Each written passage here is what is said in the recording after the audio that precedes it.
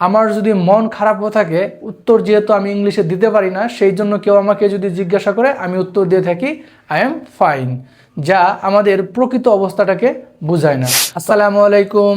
বাংলায় কুশলাদি বিনিময় করার সময় সম্পর্কের উপর ভিত্তি করে আমরা বিভিন্ন জনকে বিভিন্নভাবে প্রশ্ন করে থাকি। কাউকে জিজ্ঞাসা করি কেমন আছেন, কাউকে বা বলি কেমন আছিস, কাউকে বা বলি কেমন আছো। ঠিক একইভাবে আমাদের অবস্থার উপর ভিত্তি করে আমরা উত্তর দিয়ে থাকি ভালো আছি, খুব ভালো আছি, মোটামুটি ভালো আছি, ভালো নেই, কিংবা আজকে আমার মন খারাপ। অন্যদিকে ইংলিশে ডায়লগ পড়ার সুবাদে আমরা এই প্রশ্ন করা এবং উত্তর দেওয়ার ক্ষেত্রে একটা জিনিসই জানি, প্রশ্ন করার ক্ষেত্রে হাউ আর ইউ এবং উত্তর হচ্ছে আই এম ফাইন।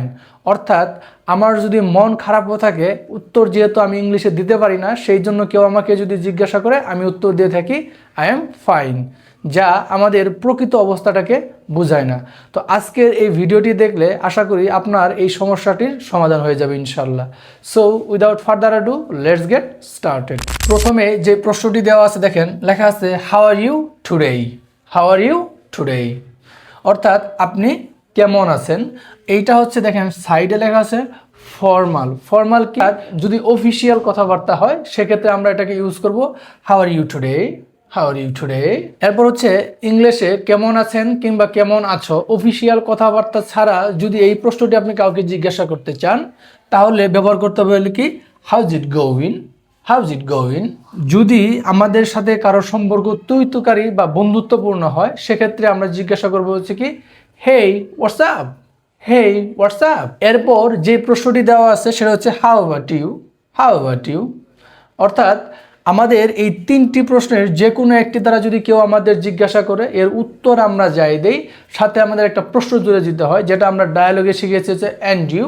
কিন্তু এটার সবচেয়ে স্ট্যান্ডার্ড প্রশ্ন হচ্ছে how about you, how about you. অর্থাৎ আপনি কেমন আছেন বা তোমার কি অবস্থা। এতক্ষণ আমরা যে প্রশ্ন করা শিখলাম সেটার উত্তর কিভাবে দিতে হয় সেটা চলেন স্টেপ বাই স্টেপ শিখে নেওয়া যাক। প্রথমে ভালো আছি বোঝাতে আমরা ন্যাচারালি যেটা জানি সেটা হচ্ছে আই এম ফাইন অথবা I am good, I am fine or I am good.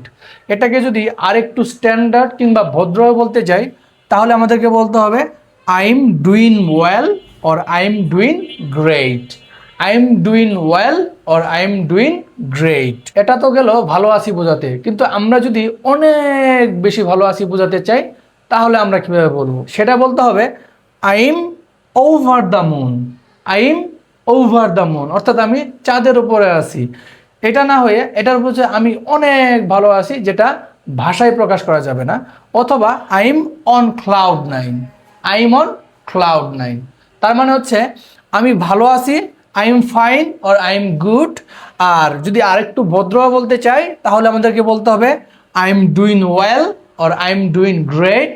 আর যদি অনেক ভালো আছি বোঝাতে চাই তাহলে আমাদেরকে বলতে হবে I M over the moon or I am on cloud nine. আমি মোটামুটি ভালো আছি যদি বোঝাতে চাই তাহলে আমাদেরকে বলতে হবে pretty good, pretty good or not bad, not bad.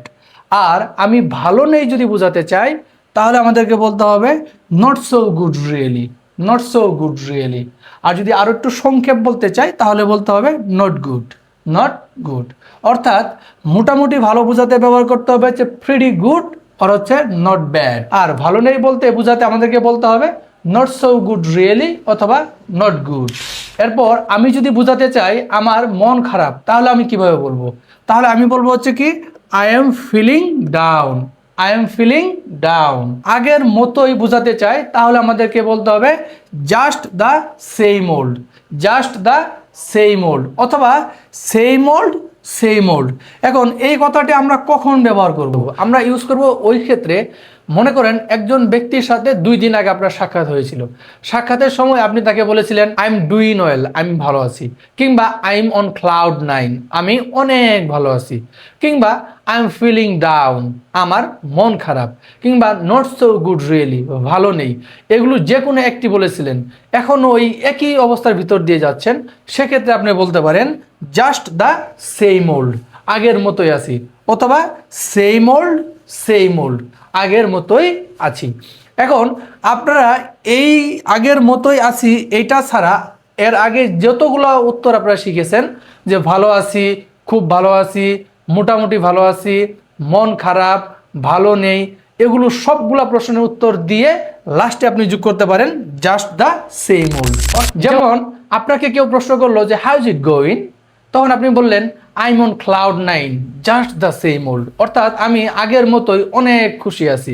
অথবা আপনি বলতে পারেন I am feeling down just the same old, অর্থাৎ আমি আগের মতোই আমার মন খারাপ। তো এই ছিল আজকের ভিডিও। তো আজকের ভিডিওটি দেখার পর আমার মনে হয় আপনার যদি মন খারাপ থাকে, কিংবা আপনি যদি মোটামুটি ভালো থাকেন, কিংবা আপনি অনেক ভালো আছেন, তো কোন অবস্থায় আছেন সেটা অবশ্যই আপনারা উত্তর দিতে পারবেন। তো এই ভিডিওটি যখন আপনি দেখতেছেন তখন আপনি কোন অবস্থার ভিতর দিয়ে আছেন সেটা অবশ্যই আমাদের কমেন্ট করে জানাবেন। আল্লাহ হাফেজ।